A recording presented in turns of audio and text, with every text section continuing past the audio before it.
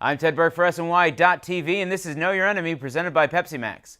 The Mets welcome Philadelphia to Citi Field for a series beginning tonight. So joining us to talk Phillies one more time this season is Bill Baer from CrashBurnAlley.com.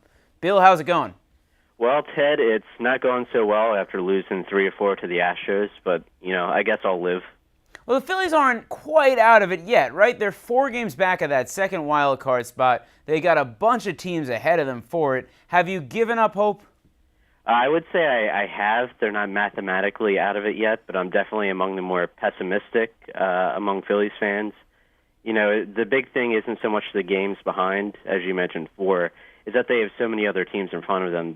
The Dodgers, the Pirates, the Cardinals, even the Brewers, who have been just as hot as the Phillies recently. So that's the big issue here. And there's not much from their play this weekend to inspire you. Right, losing 3 out of 4 to the Astros, and that was largely due to the bullpen. They gave up 10 runs in 14 innings of work, and that was just an awful, awful series. And yesterday's game highlights one of the issues for the Phillies this year, and one of the things I think that's maybe flown under the radar nationally is that Roy Halladay, as great as he's been historically, has been kind of average this year. Do you think that's the injuries, or do you think that's just time finally catching up to him? Well, it's a little bit of both. I guess kind of a chicken or the egg question. Did his age beget the injury, or did the injury beget the age? He has a 4.03 ERA on the year, which is definitely not Halladay-esque after he had 4 straight seasons with a sub-3 ERA. His velocity is down on all of his pitches pretty much. He's walking more guys, and it just hasn't been a good year for him. But I hope that in the offseason he has some time to rest and recuperate. He'll be back for 2013 a lot stronger. So you do think there's hope for him for the future? I mean, he was awesome as of last year, right?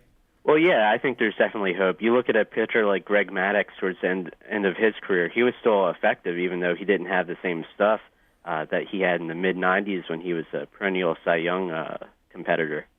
Let's talk about the pitchers who are going in this series, and one guy I think some in Philadelphia were ready to bail on midseason. I don't expect you were. Cliff Lee has just been outstanding lately. He really has. He got a lot of, I would say, crap in the early part of the season because he didn't get his first win until July 4. So he was a big victim of bad BABIP luck. And basically, pitchers don't have a lot of control over what happens to balls in play. He just had a lot of bad luck. But lately, it's turned around. He's had better luck. He's been striking more guys out, limiting the walks, and that's always something you want to see with a pitcher. And the next starter in the series is a guy we don't know much about here. Tyler Cloyd had great results in the minors, very low ERAs, but not a guy who struck out a lot of batters at the higher levels of the minors.